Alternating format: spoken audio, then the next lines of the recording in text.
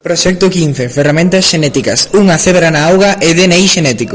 Primeiro día mezclamos os componentes para facer unha PCR. Posteriormente introducímolos nun centrifugador para que a mezcla quedase no fondo do tubo. Finalmente no termociclador, nunha secuencia de 95 grados 1 minuto, 94 grados 45 minutos, 56 grados 50 minutos, 72 grados 30 minutos e posteriormente gardabas a 15. Con isto o obxectivo era obter numerosas copias de ADN. Esta técnica emprégase para diagnosticar enfermidades infecciosas e cambios xenéticos. Ademais, empregamos o xel da garosa no cal introducimos unha secuencia de nucleótidos para comprobar o seu tamaño e analizamos os perfiles numéricos para comprobar se son o mesmo alelo ou distintos.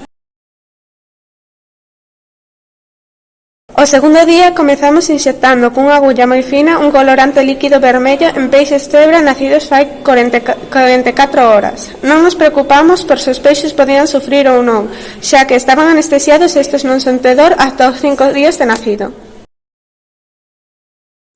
Por último, ese día metimos os peixes nunha estufa a 34 grados centígrados durante 24 horas. Faise unha disección para ver as células e que nivel de fluorescencia teñen. Añadimos os componentes necesarios e esperamos 96 horas. Finalmente, comparamos as células dos peixes de 24 horas de inxección coas de inxección de 96 horas. O terceiro día ensináronos como se coidaban as peixeiras dos peixes cebra e realizamos un control da auga de ditas peixeiras.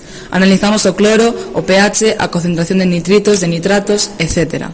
Comparamos estas mostras con a auga do grifo e ademais eliximos unha enfermidade para crearlle unha mutación aos peixes cebra. Neste caso interesámonos pola disformia muscular. Para este proceso no laboratorio crease unha disolución na que engadimos ovos de peixes cebra previamente seleccionados cun micro